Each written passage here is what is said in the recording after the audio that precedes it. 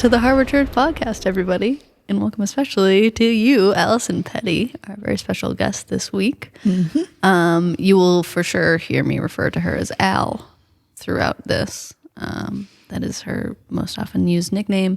So if you are listening and not watching and you hear me use the term Al, it does not mean a man has snuck in.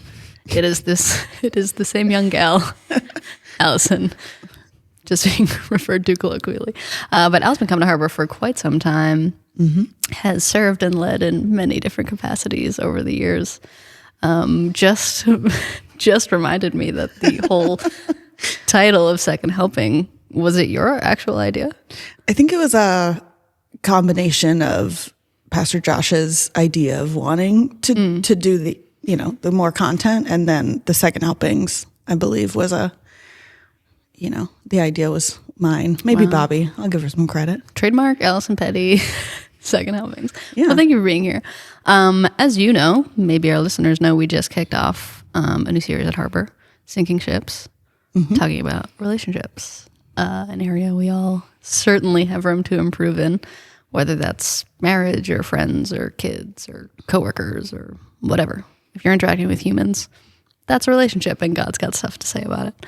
I thought specifically it would be cool to have you come and chat about it. One, because we're friends, and that's a relationship, and we've gone through many stages of friendship. We lived together for quite some time. We were long distance friends for quite some time. Yep. I've been a really bad friend to you sometimes, so there's like a lot to chat through there if we feel like it, but we don't have to. But beyond that, you're also a licensed mental health counselor. So you, day in and day out, are professionally helping people work through all kinds of stuff with their mental health. I would imagine, and would be interested to know, how much of what you're talking about in therapy sessions is centered around relationships and people's struggles with them. Is that your question? Yeah, I'm actually asking. Well, a lot. Yeah. Pretty much, I would say like maybe half, maybe even more. I don't know. I won't put a number on it. But because it's pretty unavoidable to live life in like outside of a relationship. So yeah, it's really interesting because when a relationship is really good and supportive, it's really a strength for somebody, and it can be.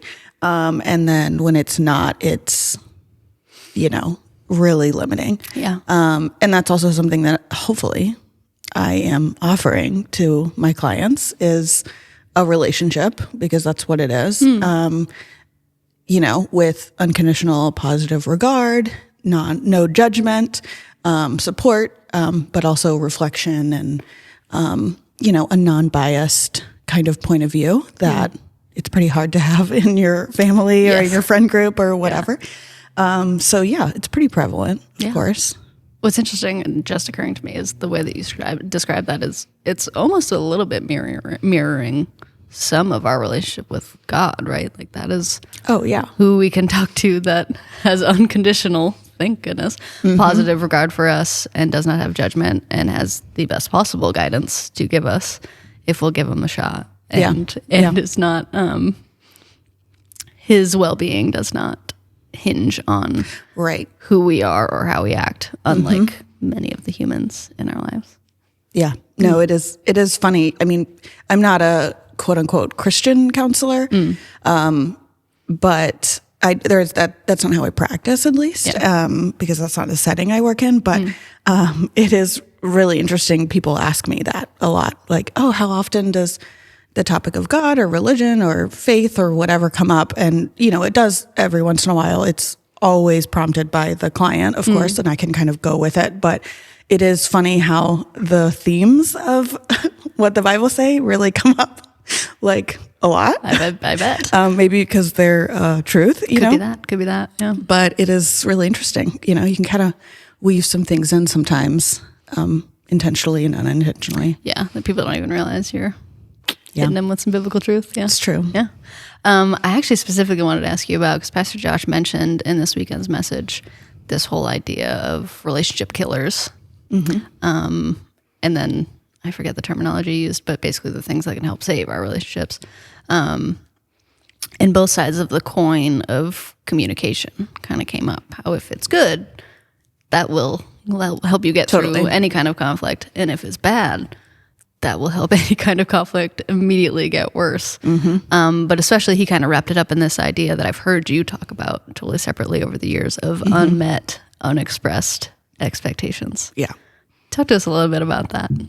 I wonder sometimes if perhaps that's where Pastor Josh, I'll take credit for that one as well. You should. Yeah. Who knows? Probably not. Second helpings and unmet, unexpressed expectations. He's a smart guy, so probably not. But no, that was, I think that was originally maybe something from grad school or a professor or something that was, talking about the idea of like one of the biggest limitations and things that are going to get in the way of a successful relationship is unmet, unexpressed. And that's actually really important that those two things are like it's unmet and it also is unexpressed, an expectation, because, we're not mind readers. And so especially, I think it comes up a lot within romantic relationships, but like certainly with every single one. I mean, certainly parent, child, and friendships too. That, if you have an expectation of somebody or you're expecting them to behave in a certain way or respond in a certain way, but you're not communicating that, then you're setting up an expectation for them that they probably are never going to meet. And then that just breeds resentment, and all kinds of problems. Okay. And so, it's like I said, it's kind of the twofold is, they can't meet an expectation that they do not know about or they are not aware of.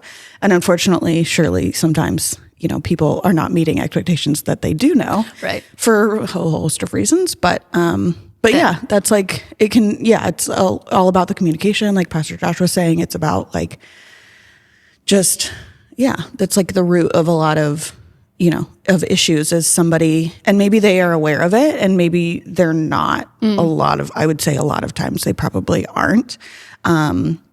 It has to do with, so many things, your own stuff that you're going through, your past, certainly your family history and your family dynamics growing up, can really, really influence your expectations of another person. It can be really an interesting, I say it's interesting dynamic for me because I'm like curious about that. Yeah. And, but it requires a lot of like insight and, looking into your own life. Yeah. Which is tough. Really tough. Yeah. Yeah. Yeah. Not always our favorite activity. And for me, like, I don't know, I'm single, have been for the vast majority of my life. So like, I can kind of get away with that in a lot of areas, but like most of my friends, when they talk about struggles in their marriages, I feel like that's the root of a lot of it. Oh yeah. But for me, in any relationship, I feel like there's kind of two sides of that. The not wanting to express the expectation. One is, well, I want you to just know me. Yeah. Oh like, yeah. I want you to know me. Or they should just know. Yeah. I shouldn't have to ask because they should just know. Yes. Yeah. Yeah. And I have felt myself do that to people. Of course. Like, well, I've vaguely discussed this with them at times over the years. So I want them to just. We had one conversation about it, right? 6 years ago. And like, how could they not just. Right. And then B, like to me, I think it's really humbling to have to go to someone and be like, hi, I want attention in this way, Yeah. Yeah. And it's not always attention, but often it is like those are the things. That's when we come up against one another when you don't feel loved. You don't feel like that person is caring for you or doing the things that make you feel loved or respected. Yeah. So what you're vying for or asking for is like, love me in the way that I want to be loved, which is really hard. Well, yeah. And that's kind of an interesting dynamic thing too that you've brought up, because that was something I feel like I have learned multiple times in my life, not even within my job, but just personally, is that, there are people that potentially, if you're talking about loving somebody in a certain way, there is a possibility that somebody in your life is loving you in the way that they know how, or maybe they can. And that may not be lined up with the way that you receive the love. Yeah. And so it feels like it's not there, which is not true.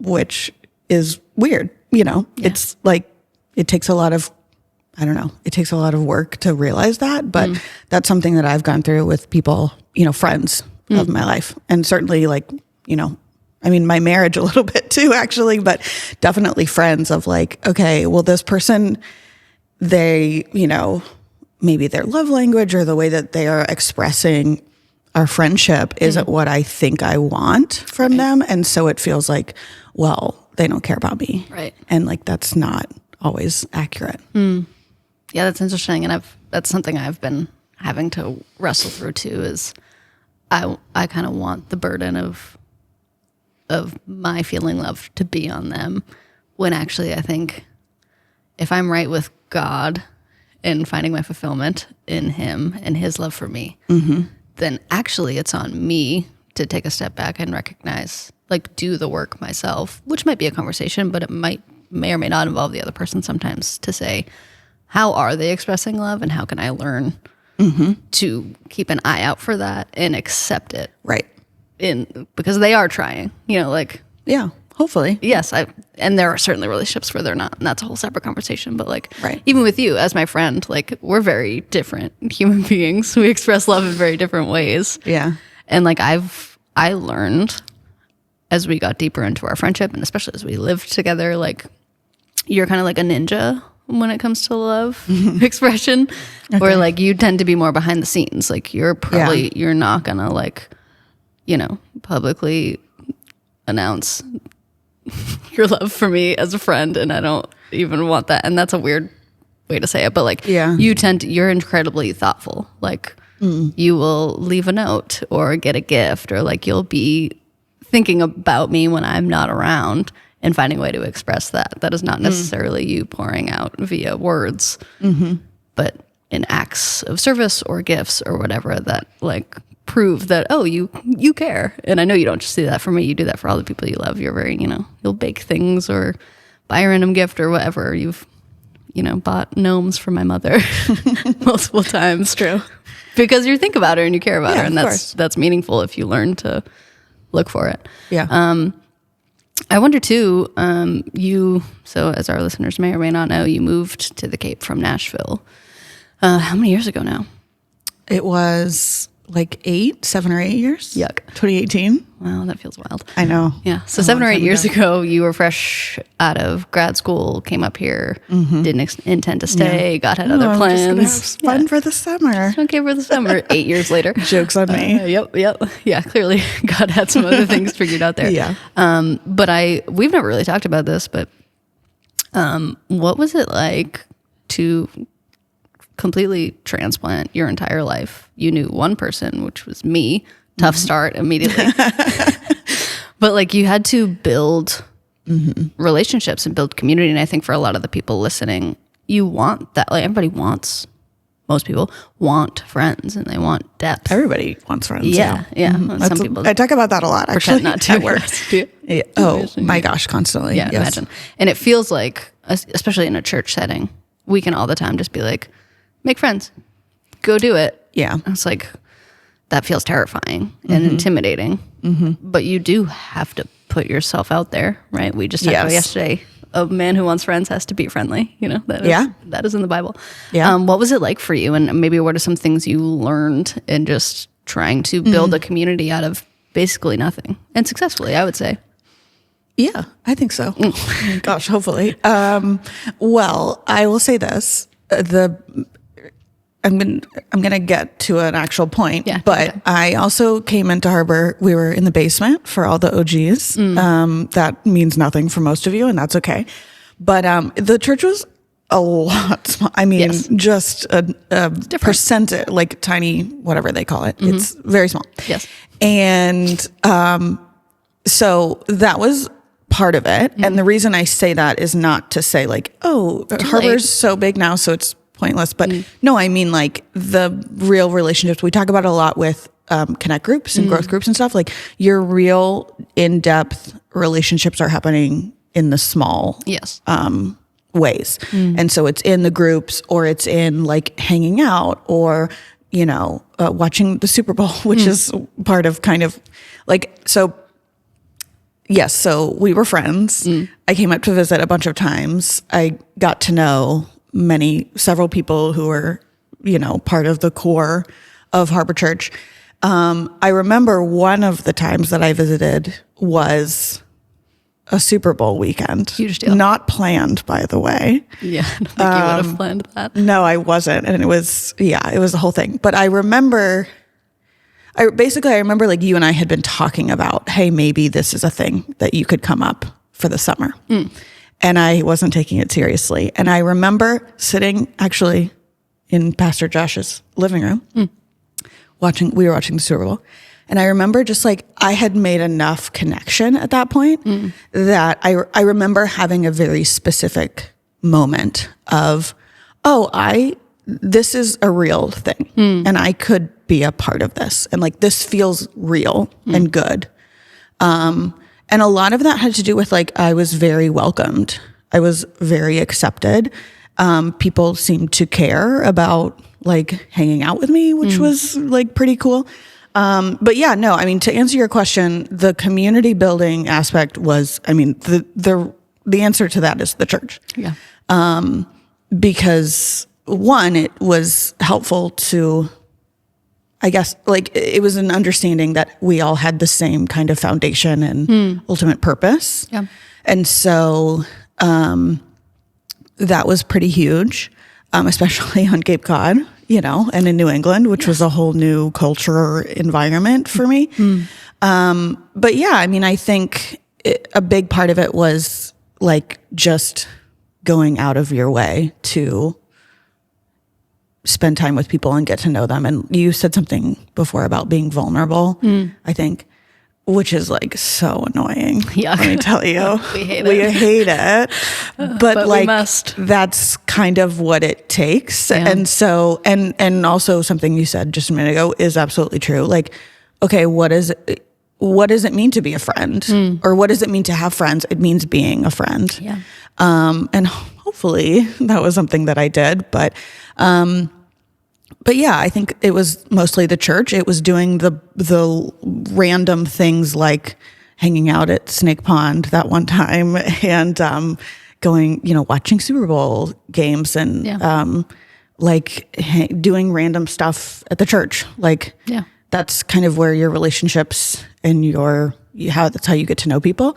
And so translate that into 2025.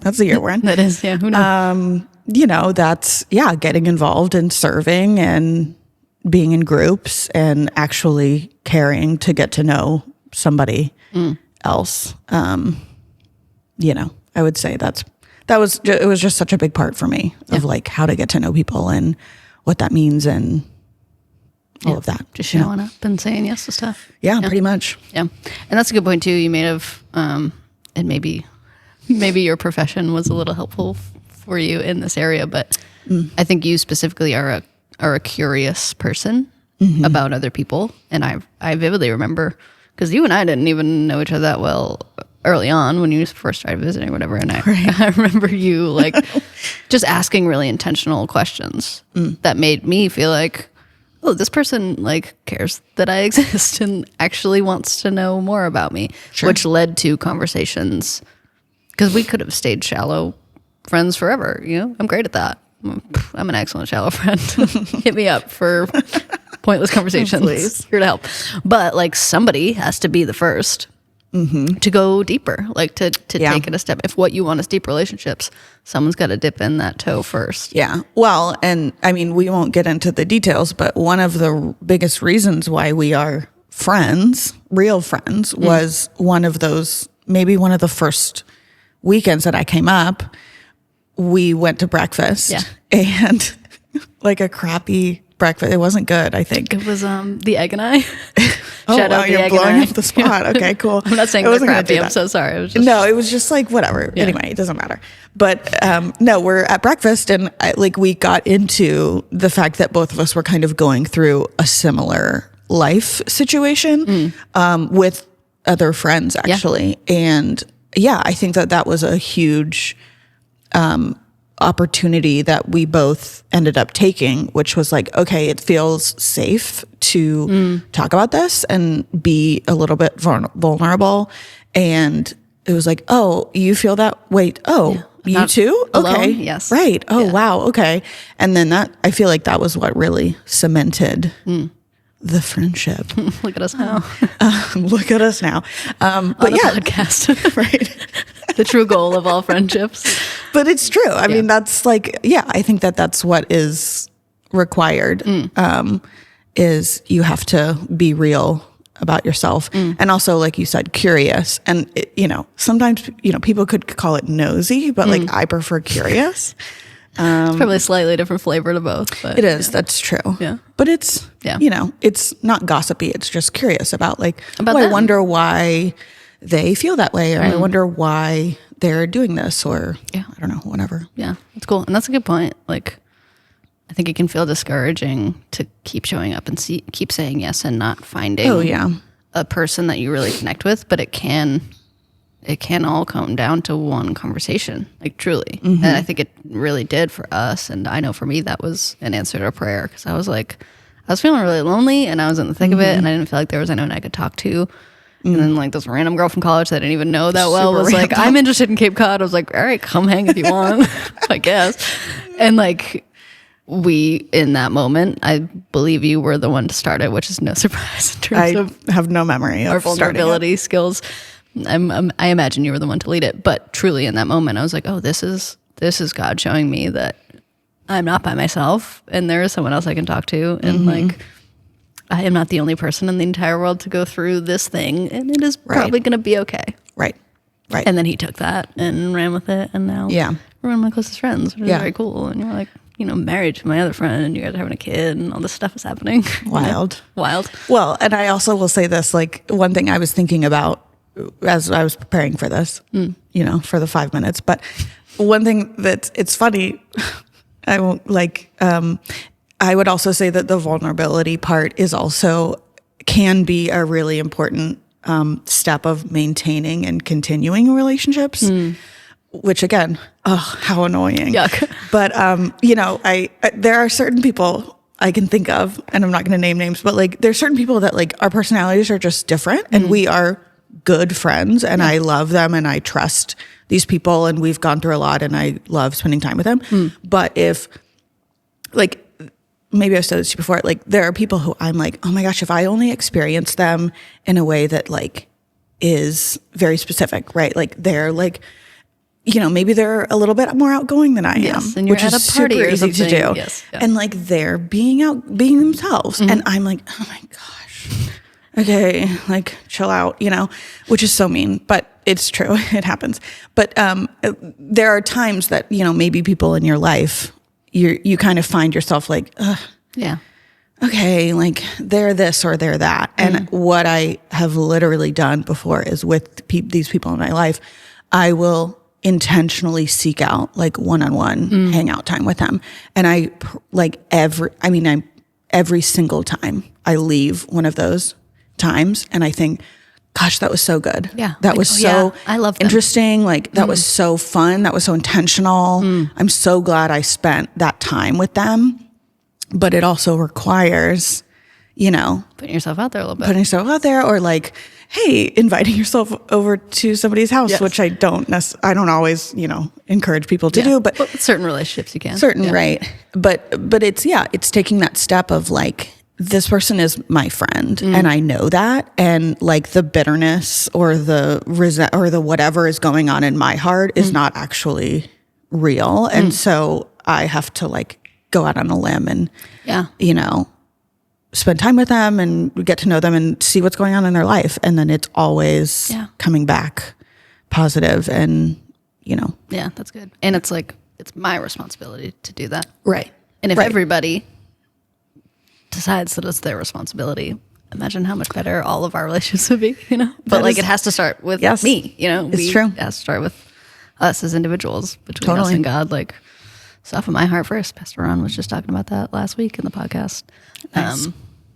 Like we pray for other people to change. And like, what if perhaps God actually wants to do the work in our heart, and then he can talk to them. What if some of our problems are actually our own fault? Imagine. Wow, what a world. Yeah. Well, hey, thank you for being here. There's one more thing I want to talk about. Okay. That actually specifically to you and I'm putting you on the spot for this, so I'm sorry if you don't have a real answer.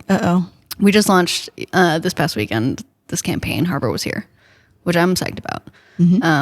Essentially, we're like mobilizing the people of Harbor.Church to actually put their faith into action. I think it's really easy to say, love your neighbor, and then to accidentally let days and weeks and months and years go by without ever taking a step to do anything for anyone else. Not even in a mean way, but we're all just like going about our business. Yeah. You know, we got jobs and families and kids and stuff. And you have to be really intentional to take the time to love other people in the way that Jesus did. So we created these cards, which I should have brought for this podcast, but I'm not that smart. But they say Harbor Was Here on them. And the goal is anyone that calls Harbor their home. And if you're listening and you're from California or anywhere else, like you don't need a card to do this. You can still just do it. But just do a random act of kindness and leave that card behind. And it's just our way of saying like, hey, there's a church that is out here loving people for no reason with no strings attached. And maybe you'll come visit us someday when you find yourself hurting or searching or just kind of curious. And maybe you'll never step foot into Harbor.Church. Great either way. Point is, there's a God that loves you, and we are acting that love out because we've experienced it. So we're just taking a minute. But the goal in it is to maybe get a little bit creative, right?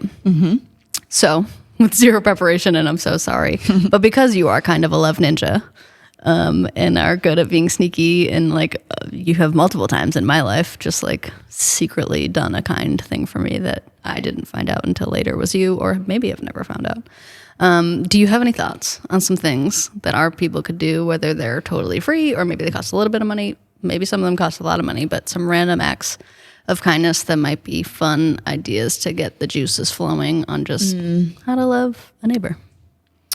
I am a really big proponent. I don't know if that's the right word. We'll count it. Of like, if I want to give you something or do something for you, like I want it to be kind of useful and like something that you'll genuinely enjoy. Yeah. And so, like that's why I really like baking, because it's like, who doesn't like who doesn't, right?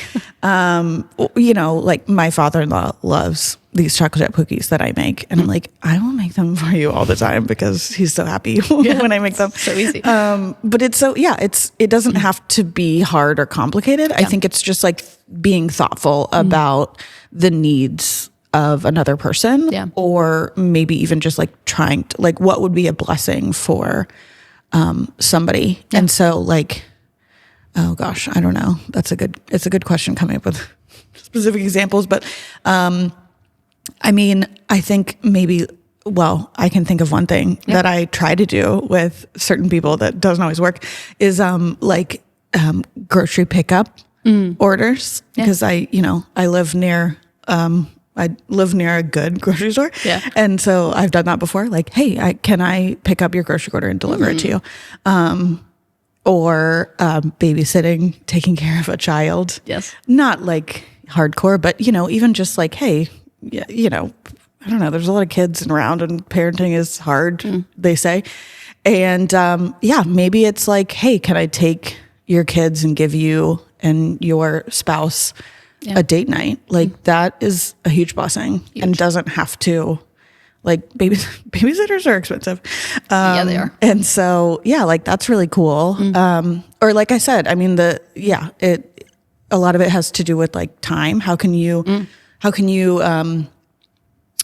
like, what is the word? Rearrange? Is that what you're saying? How can you like offer? I don't know, whatever. There's a word. I forgot it. But how can you offer your time or your resources or your abilities to bless somebody else in a way that maybe is just like unexpected, or maybe not even a really big deal, but can be really cool and fun. Yeah. So maybe that is like baking a specific chocolate chip cookie recipe that like, who doesn't like cookies? Sure. I would never be sad. One that actually occurred to me this morning because I left my house and there was snow. And we've talked about like shoveling people's driveways, but like I'm just a tiny girl. I'm not going to do that. We're being honest. The physical labor is like not necessarily what I bring to the table. But I was thinking like, hey, next time it snows, maybe I'm, with my neighbor. I live in an apartment complex, so like I could take 10 extra minutes and brush off the cars that are next to mine. Totally. And that would take no time at all and Yeah. is not physically hard in any way. And just pop a little Harbor was here card in their on their windshield. Yeah. What a nice thing.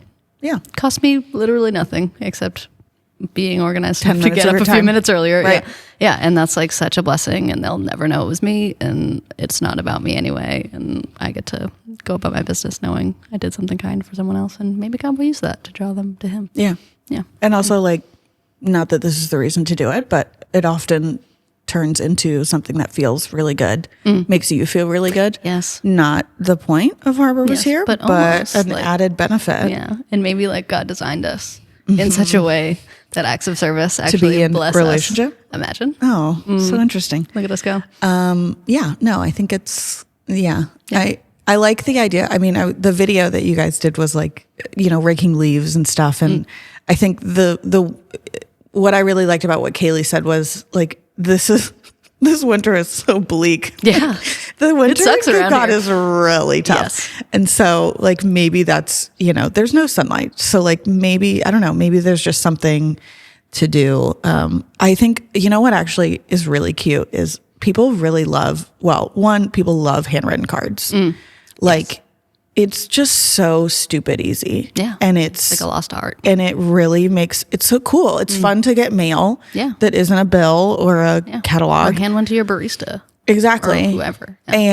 And also like sending, if you have kids, like what is cuter than a kid's handwriting Oh my gosh. on a little piece of card, art, yeah. For Valentine's Day or whatever, and sending it to we've worked with like nursing homes before and stuff like that. Yes. Like surely there are people who just like want a little bit of connection.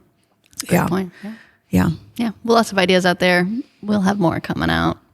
I'm gonna make a lot of people answer this question for me and gather all the best ones and then that's good. send them out to the people. But thank you for coming out today. Of course. Being on the podcast, Second Helping, your idea, basically your creation. So You're welcome. Thanks for Harbor.Church. participating in your very own brainchild.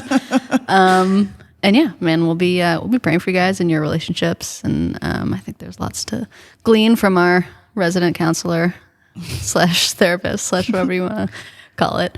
And yeah, I'm excited to keep going in this relationship series and just see what God has for us. Yeah. All right. See you next week, gang.